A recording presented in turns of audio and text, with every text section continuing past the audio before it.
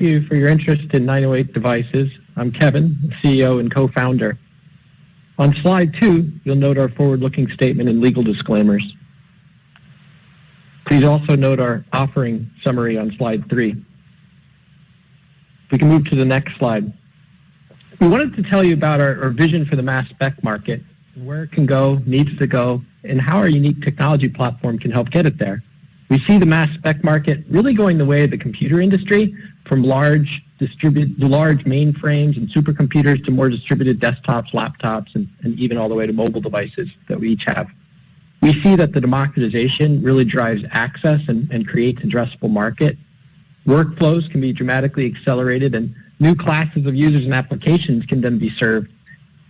Sequencers have gone through this progression, maybe to some extent flow cytometers, but it's time for mass spectrometers to do it, and our simple and convenient handhelds and desktops have really started to do so. Next, please. I would like to give you my background and introduce my two colleagues joining the call today. We've got Chris, our CTO, and Joe, our CFO, on the line. Again, this is Kevin, CEO and co-founder. My background's technical, PhD, optics, lasers, really cut my teeth in the telecom space at a fast-growing startup that eventually sold for $1.4 billion to Nortel at the height of the dot-com. I then co-founded another company that pivoted into analytical tools and was later acquired by Thermo Fisher. I met Chris on that journey, and together we got 908 started with some colleagues in 2012. Chris, you want to give your background? Hi, Chris Brown here, CTO and co-founder, as Kevin noted. My background is a PhD analytical chemistry by training.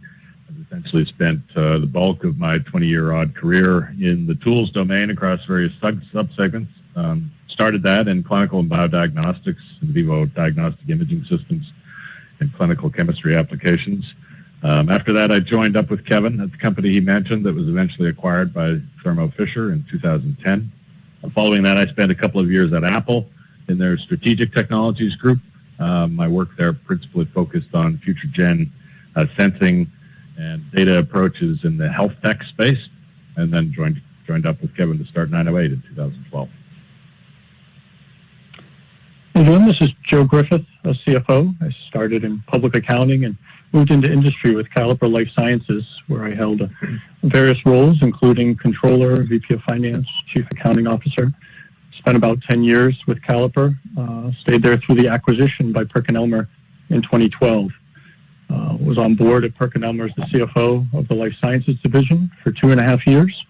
And then in 2014, I had the opportunity to meet Kevin and Chris and the 908 team and came on board and have been here at 908 for the last 6.5 years.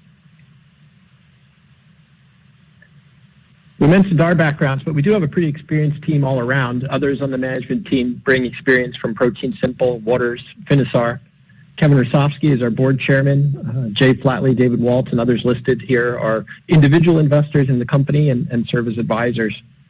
We can move to slide 6, please. We're leading a revolution in how chemical and biochemical analysis gets done.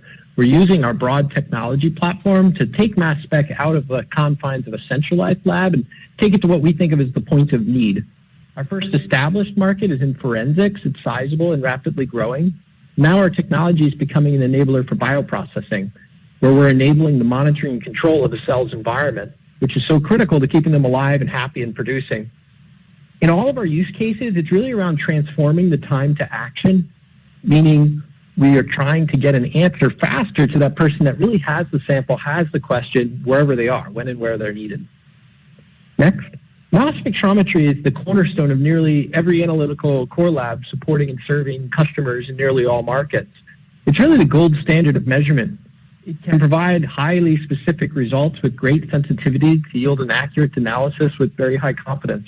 At 908, we're really working to keep those great attributes, but also add access and speed. Next, our products bring mass spec out to the central lab and to the point of need. They can be used in the development lab or even as far as into the field. We're extending access from a single centralized specialist you can see in the middle of the slide to the broadest set of customers, those with the samples, those with the questions that want the answers faster. Essentially, we're working to bring mass spec to the masses. Slide 9, please. The total addressable market for our products today is about $5 billion across forensics, research, and bioprocessing. Our customers are shown on the left there are those in pharma, biotech, government, and academia. We see a sizable opportunity today. We're having a ton of success in forensics, and we're having great early success in bioprocessing. Over the next 5 years, we really see our TAM growing with our customers to around $22 billion for handhelds and desktops, and that happens as we extend into QA, QC, and we expand our desktop capabilities in research and bioprocess with the emergence of cell therapies. Our desktops drive this breakout potential in cell therapy manufacturing as they migrate from an upstream at-line device to integrated online devices for control. We further see significant optionality in the proteomics space as the scale and demand simpler and faster mass spec tools. Next. We are well on our way. We founded in 2012. We got to work on our tech platform right away, and then we've since spawned many new classes of products. And our first microfluidic separation-based product was released in 2016 called ZipChip. Then in 2017, we released what's become the flagship handheld device for us using our microscale mass spec technology. We call it MX908. It's a remarkable device on its own, breaking many world's firsts in terms of its size, its end-to-end simplicity, and battery operation. We moved and expanded in 2018 into the Seaport District of Boston. I should mention we're a pretty vertically integrated facility, all the engineering disciplines. And if you came to visit us, you'd see everything from research labs and clean rooms all the way through to precision manufacturing areas and machine shops as well. In 2019, we launched our latest device we call Rebel. It combines the microfluidics and the microscale mass spec into a product really designed purposely to serve the bioprocessing space. And we're proud that now today we've got over 1,200 devices in use across 32 countries, and we've got thousands of trained users and hundreds of prominent customers. Slide 11, please. The value in having devices at the point of need is that of time. A centralized lab approach really provides excellent, great answers, but the person with the question is very much gated by the expert, and together with the logistics burden, it really can take weeks to get an answer back. And 908 is always working to give actionable answers in minutes, and we're doing so to the users that are expert at what they do, but not experts in mass spec or chromatography, and neither do they want to be. Next. Mass spec in a centralized lab, they're fantastic instruments. They're more like supercomputers or mainframe computers. They bring a tremendous amount of power and flexibility, but just looking at the settings on the left of this slide and the typical output on the right, you can see that their access isn't only limited due to their physical, large, massive footprint, but it's also the required expertise to operate and maintain them. Next, our handheld mass spec is in stark contrast to that. It's a mobile device, battery-powered, setting panel looks more like your iPhone than a typical mass spec. Embedded machine learning and automation yields on-screen results, and PDF reports that require no human data interpretation or invention can be generated. You can't really just shrink the size of the hardware to access the point of need, in our opinion. You really need to make things easy from A to Z, really from that sample to answer. And Chris is going to tell you in a little bit about how our 3 breakthrough technology pillars do just that. Slide 14, please. Taking mass spec to the point of need not only serves the customers of the central labs, but it also serves new classes of users and new applications, driving demand for measurements. Just like having a high-fidelity camera on your iPhone gets you taking more photos, having a mass spec at the point of need increases the consumption of measurements. It's through its simplicity, the speed, and the convenience to access. Next.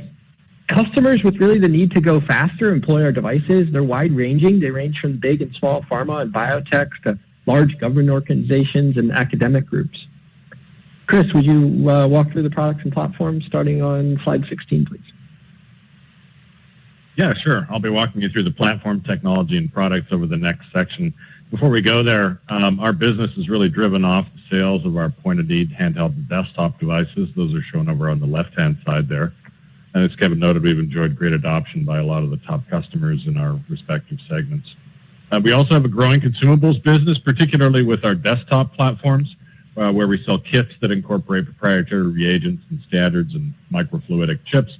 Joe will give you some highlights on what we're seeing in terms of consumable pull-through on that front.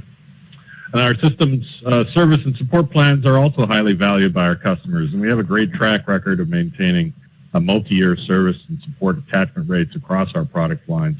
A lot of this is really driven by the fact that our devices are truly very personal devices. And we're continuously updating their capability through software updates, and those are only available when on service plans. Next slide, please. So our technology platform is very multifaceted, strong IP protection here with 56 patents today, more than a dozen pending. That number really continues to grow rapidly. The company was founded to bring mass spectrometry to the masses, as Kevin noted, and our microscale mass spectrometry that's in the middle of this slide is really central to that aim.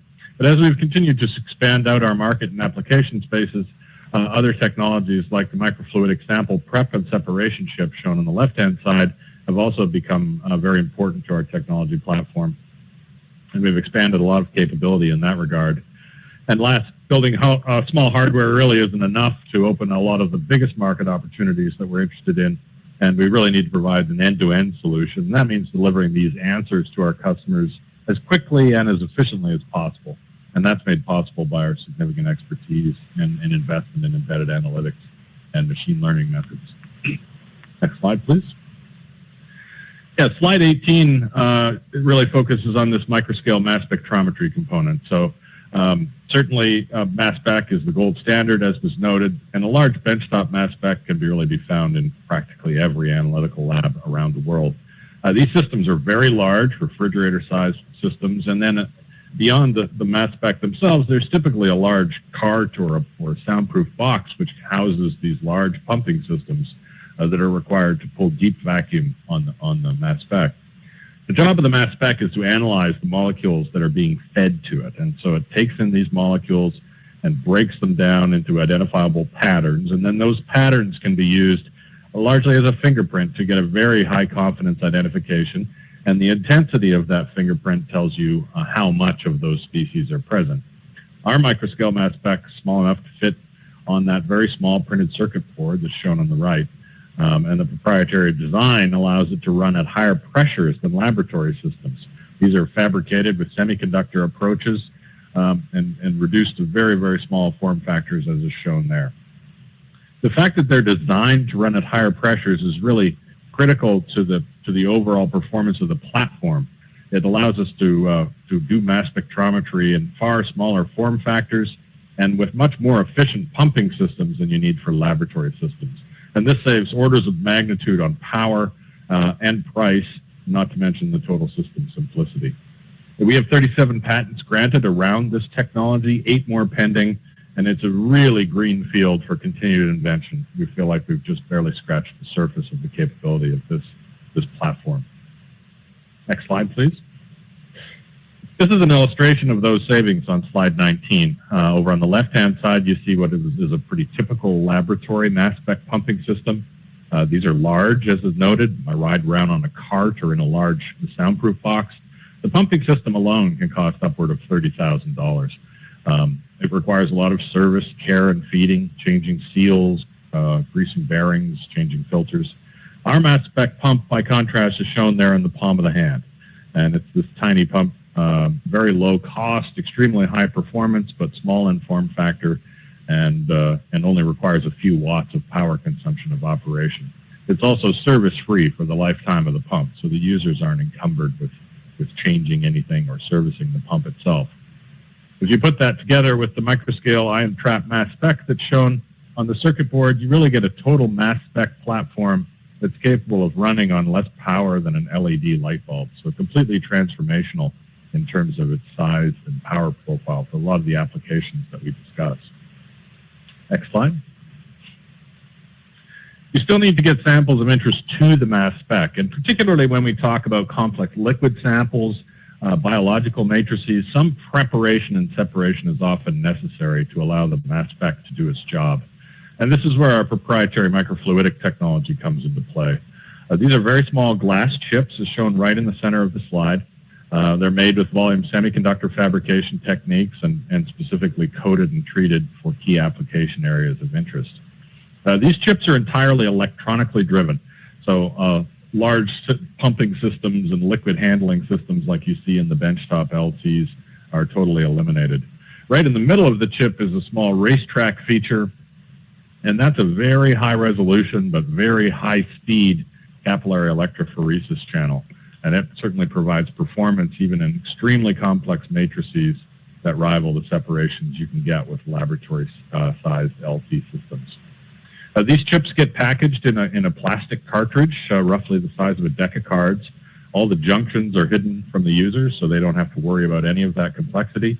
The chips are electronically labeled with a governor so that they can be preset for a certain number of samples, and then the chips expire. So they're sold, for example, with a 100-run or 200-run chip. And that, of course, forms the heart of our consumable stream. Once the chips have hit their run limit, the customer buys the new chips, and we keep going. We have 19 patents granted around the microfluidic sample prep and separation technology, 10 more pending, and we see a great future for continued invention here. Slide 21, please. The mass spec and the separations generate extraordinary amounts of data, and to truly make these systems useful to the non-expert, we have to close the loop and really provide the answer box in our software. We have a large growing development team with more than 40 collective years of experience in developing these machine learning and analytics methods in chemical and biological systems across diverse applications from in vivo diagnostics to handheld threat identification and pharmaceutical process analytics. This team's charter is really to design for decision making and taking the systems from the last mile, so these generate extraordinary amounts of data per second, and they have to connect that data all the way to the user's action point so that they can take immediate action. An example that you see over on the far right there, maybe in the hands of an EMT, where they're trying to understand the severity or danger associated with an unknown sample that they've encountered in the field. And the device simply does the analysis and reports back that it detects the presence of fentanyl, as an example, and the EMT knows immediately how to respond with care and safety. The platform, as shown for the Rebel there in the middle, is slightly different. In that application space, the users are trying to optimize the composition of bioprocess media. And so in this case, the Rebel does a whole lot of heavy lifting under the hood, but ultimately just reports on the status of the many different components in the bioprocess media in a very simple report format. This team really thinks about our devices more like you would a medical device. So since we're providing answers, we really measure ourselves on our ability to do that with high efficiency and accuracy, much like a ROC curve. So low false positive rate, high true positive rate. Slide 22. We have 3 products in the market today. Starting on the left is our handheld MX908. That incorporates only the mass spectrometry technology. In the middle is the Rebel device. This is a desktop system which incorporates both the microscale mass spectrometry platform and the microfluidic separation and sample prep cartridge. And then ZipChip over on the far right, that's another desktop device. This connects up to benchtop laboratory mass spectrometry systems for developmental purposes. Slide 23. So digging into the MX908 bit here, the MX is the world's only commercially available handheld mass spec. We have more than 1,000 of these systems in the field today, and our user base very proudly spans everyone from the FDA to the FBI. Across that user base, everyone is using the MX for really a common purpose, and that's for its extremely rapid but high-fidelity identification of materials of concern. Today, that class spans everything from very potent opioids to other drug substances, industrial toxics, pesticides, nerve agents, and even explosives. The system has extraordinary sensitivity, and it's able to detect and identify those materials at levels well below their hazardous level, and that's obviously extremely important when we're talking about grave materials of concern. It's seeing heavy use in battling the opioid epidemic, which is not only a threat to the individual user of the device, but also a general public health concern given the potency of those materials.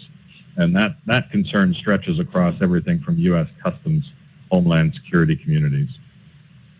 The MX908 is also expanding into the laboratory environment. And that's largely because even the folks that are lab technology ready see it as a means to greatly accelerate their workflow. And if they can bring it into the laboratory environment, they can reduce their throughput, improve their turnaround time in general. So not only have we seen it populating things like forensics labs, but we're now starting to see various pharma groups look to pull it in as a tool for their routine QA/QC applications, for applications like incoming inspection and cleaning validation. We have an MX in every state in the United States and more than 30 countries around the world, and we're continuing to grow this business very rapidly. Slide 24. So getting into Rebel. So this was a device built for supporting bioprocess characterization and development. Go to the next slide, 25. I'm sure many of the listeners will be very, very familiar with the pursuit of new biotherapeutics, such as monoclonal antibodies, antibody-drug conjugates, viral vectors, various protein therapeutics. And once these therapeutic development companies identify promising candidates, the question quickly turns to how they're going to produce them. Initially, of course, in small quantities for purposes of early phase clinical studies and eventually for production purposes. And much of that pursuit involves the cell line selection and cellular genetics. And those intracellular genetics are extremely important, but they're only part of the story. Next slide.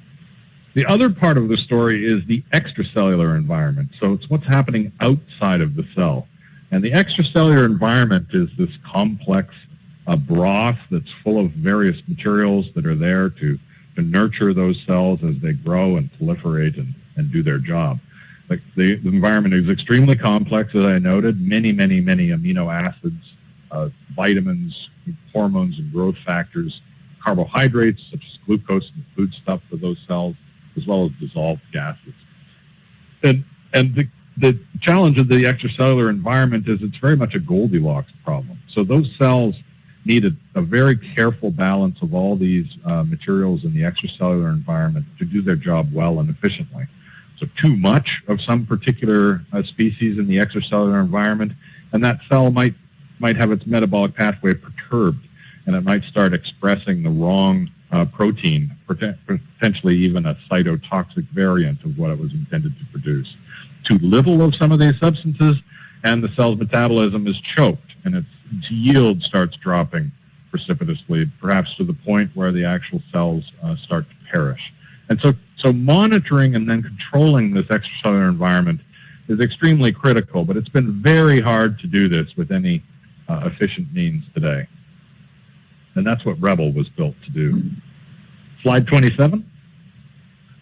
So slide 27, there's a bioreactor that's shown there on the left-hand side, and Rebel was designed to sit right alongside that. The person typically working on these would be something like a microbiologist who's working to optimize the process by which these therapeutics are made. And Rebel is a tool to give them an extremely rapid but comprehensive picture of what's happening in that yellow fluid, the extracellular environment. Today, it reads out on 32 different species in the extracellular environment in a turnaround time of roughly 7 minutes. And we're continuing to expand that as we go into the future through software updates and adding more analytes along the way. Once this microbiologist can get a very rapid readout of what's happening in the extracellular environment, they can, of course, monitor those species over time, look to see where they're going and how fast they're going. And once they can monitor those species, they can, of course, start controlling for those species. If they notice, for example, that a particular analyte or group of analytes perhaps is going off the rails, then they can very quickly supplement the bioprocess to bring things back under control. Surprisingly, there's a lot of concern about media conformity in the bioprocess development space as well. A lot of cell culture media is a natural product, and there's intrinsic very high variability in what the composition of that media is. And so we have quite a few customers who are using the Rebel for an incoming pass or fail assessment on the media before they start a bioprocess run, just making sure that all the components are within the concentration ranges that they want and expect. We expect the demand for Rebel to multiply very aggressively into the future, and that's owing to the fact that many of these new therapeutic moieties, viral vectors, and cell therapies are moving towards small batch sizes where you have many small bioreactors that are producing in therapeutic quantities, and that means many more sockets for Rebel along the way. Slide 28. This is the alternative today, and that's really that the lab solution is untenable. So the customers are unable to access this laboratory path, or if they are, it's too long. So it requires them to pull their samples, filter them, and label and secure and freeze those samples. They have to, of course, do all their documentation to send those samples to the core lab. Then eventually the core lab gets them into their queue and defrosts the samples, dilutes the samples, starts doing derivatization, mixes those with various chemicals to get them ready for HPLC, runs the HPLC. Somebody has to do calibrations on the HPLC to derive quantitative information, and then eventually report out the results.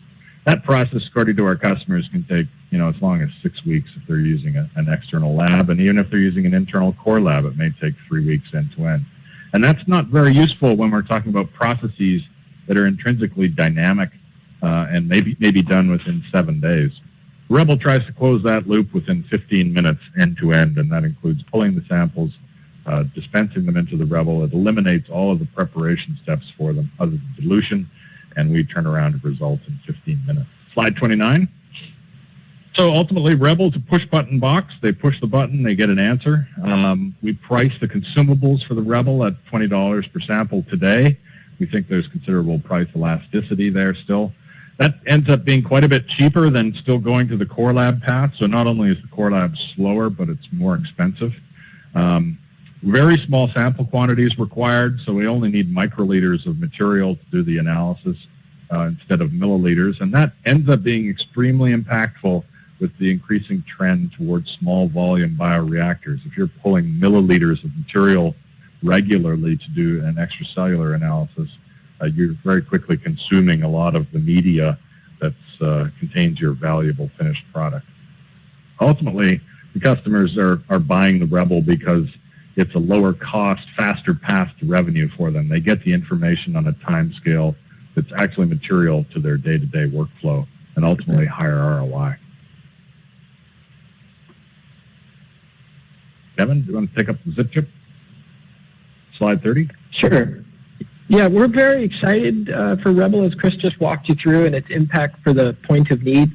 But we're also building a comprehensive pipeline of other point of need applications to complement. We have an open access discovery platform we call ZipChip, which is a simple and convenient way to interface with that consumable Chris just told you about that's part of the Rebel, our proprietary microfluidic chip. And it allows us to mate and connect it very easily to conventional mainframe mass specs from SCIEX, Thermo, and Bruker, and there's about 10,000 of those that we are compatible with. Customers then can incorporate our technology into their projects, and some are publishing a Nature paper, and all are exploring new uses, and certainly all are exploiting its capability to do sample prep on the chip and high-resolution separations.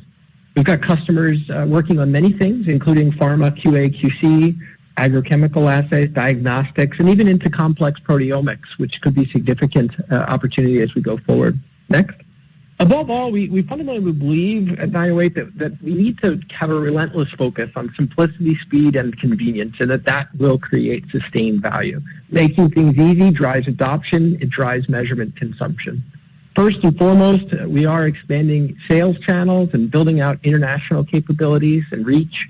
Second, we are driving enterprise adoption, progressing key accounts from tens of unit pilots to hundreds at scale in many cases.